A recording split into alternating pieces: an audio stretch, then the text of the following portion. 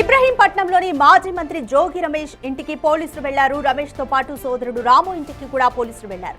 జోగి రమేష్ ఆదేశాలతోనే కల్తీ మద్యం తయారు చేశానని ప్రధాన నిందితుడు జనార్దన్ రావు స్టేట్మెంట్ ఇచ్చాడు.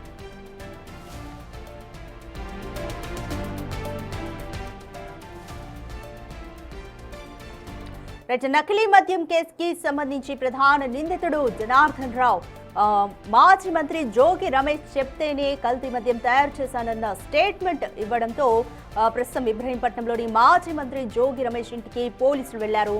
అయితే రమేష్ తో పాటు సోదరుడు రాము ఇంటికి కూడా పోలీసులు వెళ్లారు. అయితే జోగి రమేష్ ఆదేశాలతోనే కల్తీ మద్యం తయారు చేశానని ప్రధాన నిందితుడు జనార్దన్ రావు ఇప్పటికే స్టేట్మెంట్ ఇచ్చాడు. దీనికి సంబంధించి బోర్డు డీటెయిల్స్ మా ప్రతినిధి శివ అందిస్తారు. రైట్ శివ, ప్రస్తుతం జోగి రమేష్ ఇంటి వద్ద సిచ్యువేషన్ ఏ విధంగా ఉంది? రాజుగా మొత్తం మీద చూసుకుంటే మాజీ మంత్రి జోగి రమేష్ నివాసానికి ఇబ్రహీంపట్నంలో భారీగా పోలీసులు చేరుకున్న పరిస్థితి కనిపిస్తా ఉంది.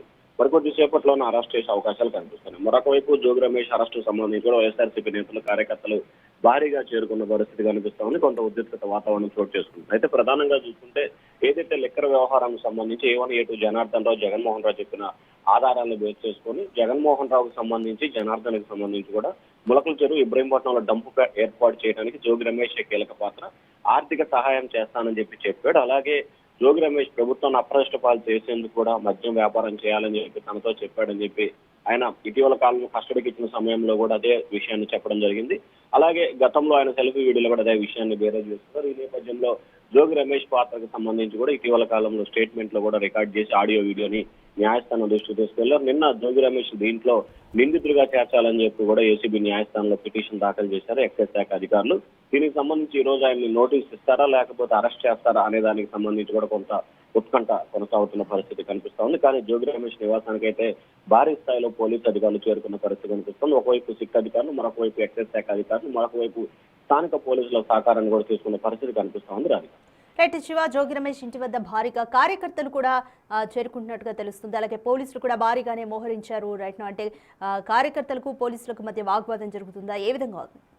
ప్రధానంగా చూసుకుంటే ఎందుకు అరెస్ట్ చేస్తారో దీంట్లో పాత్ర లేదు, తమ నేత తమ సంబంధం లేదని చెప్పి విజయవాడ ఇంద్రకీలాద్రి వద్ద ప్రమాణం చేశారు. కానీ లోకేష్ చంద్రబాబు చేయలేదు, ఆయన తప్పు లేదు, ఎందుకు మీ రకంగా వ్యవహరిస్తున్నారని చెప్పి అరెస్ట్ చేయడానికి వీలు లేదని చెప్పి కార్యకర్తలు అయితే పోలీసులతో వాగ్వివాదం జరుగుతున్న పరిస్థితి కనిపిస్తోంది. తమకి సంబంధం లేదు, ఏదైతే ఆ కేసుకు సంబంధించి విచారణలో భాగంగానే తాము చేస్తున్నాం, ఏదంటే మీరు పెద్దవాళ్ళతో తెలుసుకోవాలని చెప్పి పోలీసులు అయితే వాడి గట్టిగా చెప్తున్న పరిస్థితి కనిపిస్తా ఉంది. రాధిక, రైట్ శివ, ఇప్పటికే ఈ కేసుకి సంబంధించి ఆల్మోస్ట్ నిందితులను అందరినీ కూడా అరెస్ట్ చేశారు. ఇప్పుడు జోగి రమేష్ అరెస్టుతో ఈ కేసుకి సంబంధించి ఎటువంటి కీలక పరిణామాలు చోటు చేసుకుంటాయనుకోవచ్చు? అంటే ప్రధానంగా చూసుకుంటే ఇప్పటివరకు జనార్దన్ రావు, జగన్మోహన్ రావు మరి కొంతమంది వ్యక్తులను అరెస్ట్ చేశారు. ఈ కేసులో దాదాపుగా ఇప్పటివరకు 12 మందిని అరెస్ట్ చేసిన పరిస్థితి కనిపించింది.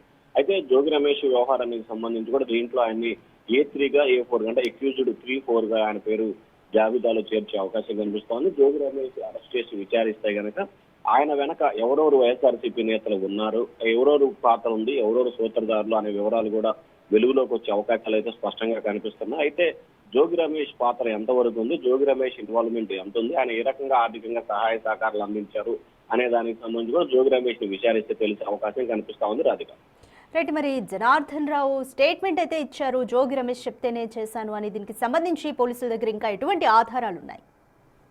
అంటే మద్యం వ్యవహారానికి సంబంధించి జోగి రమేష్ తనని ఆర్థికంగా చిక్కుపోతానని, ఆర్థికంగా ఆదుకుంటానని చెప్పాడు. అలాగే ఆర్థికంగా ఆదుకునే క్రమానికి సంబంధించి కూడా 3 కోట్ల రూపాయలు సహాయం చేస్తానని చెప్పాడు. కాబట్టి దానిలో భాగంగానే ములకల చెరువు, ఇబ్రహీంపట్నం 2 చోట్ల డంపు నకిలీ మద్యం తయారీని ఏర్పాటు చేశానని చెప్పి కూడా ఆయన చెప్పినట్లు తెలుస్తోంది. సో ఆయన చెప్పిన దాన్ని బేస్ చేసుకుని కూడా ఆయన నేతృత్వంలో ఈ వ్యవహారం అంతా కొనసాగిందనేది పోలీసు అధికారులు భావిస్తున్న వాదనగా కనిపిస్తోంది. దానిలో భాగంగానే జోగి రమేష్ ని నిందితుడి జాబితాలో చేర్చే అవకాశాలు కనిపిస్తున్నాయి. నిందితుడి జాబితాలో చేర్చే అవకాశాలు ఉన్నాయి కాబట్టి జోగి రమేష్ ని అరెస్ట్ చేసేందుకు పోలీసులు ఆయన నివాసానికి వెళ్ళినట్లు తెలుస్తోంది. రాధిక, రైట్ శివ, ఇప్పుడు మరి పోలీసులు అరెస్ట్ చేస్తారా లేకపోతే నోటీసులు ఇచ్చి విచారణకు రమ్మంటారా? ఏ విధంగా ఉండబోతుంది సిచ్యువేషన్?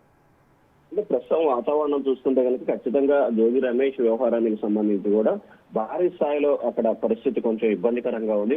కార్యకర్తలు, నేతలు భారీ స్థాయిగా అక్కడికి చేరుకున్నారు కాబట్టి ఖచ్చితంగా జోగి రమేష్ ని అరెస్ట్ చేసే అవకాశాలు అయితే ఎక్కువగానే కనిపిస్తా ఉన్నాయి. రాధిక, అయితే జోగి రమేష్ అరెస్టు వ్యవహారానికి సంబంధించి కూడా కొంత ఉద్రిక్తత వాతావరణం చోటు చేసుకుంటున్న పరిస్థితి స్పష్టంగా కనిపిస్తా ఉంది. మరొక వైపు జోగి రమేష్ కి సంబంధించి అరెస్ట్ చేయడానికి వీల్లేదని చెప్పి నేతలు కార్యకర్తలు అయితే మాత్రం గట్టిగా డిమాండ్ చేస్తున్న పరిస్థితి కనిపిస్తా ఉంది. మనం చూడాలి, ఇటు పోలీసు అధికారులు అలాగే వీరు ఏ రకంగా ముందుకు వెళ్ళబోతున్నారో, ఏం జరగబోతుంది అనేది అయితే కొంత ఉద్రిక్తత వాతావరణం అయితే చోటు చేసుకున్న పరిస్థితి కనిపిస్తా ఉంది. అయితే మొత్తం మీద లిక్కర్ కేసు వ్యవహారానికి సంబంధించి కూడా జోగి రమేష్ పాత్రపై అధికారులు పూర్తి స్థాయిలో వివరాలని డేటాని సేకరించారు కాబట్టి ఈ నేపథ్యంలోనే జోగి రమేష్ ఇన్వాల్వ్మెంట్ ఎక్కువ ఉందని చెప్పి అధికారులు ప్రాథమికంగా గుర్తించారు. ఖచ్చితంగా ఈ కేసులో మరికొంతమందిని కస్టడీకి కావాలని చెప్పి ఇటీవల పిటిషన్ వేశారు కాబట్టి ఏసీబీ న్యాయస్థానం వారిని కూడా ఈ నెల 12వ తేదీలోపు విజయవాడ కోర్టులో హాజరుపరిచి కస్టడీకి తీసుకోవాలని చెప్పి ఏసీబీ న్యాయస్థానం ఆదేశాలు జారీ చేసింది. సో వారి వద్ద నుంచి కూడా కొంత వివరాలు సేకరిస్తే ఇంకా జోగి రమేష్ పాత్రపై కూడా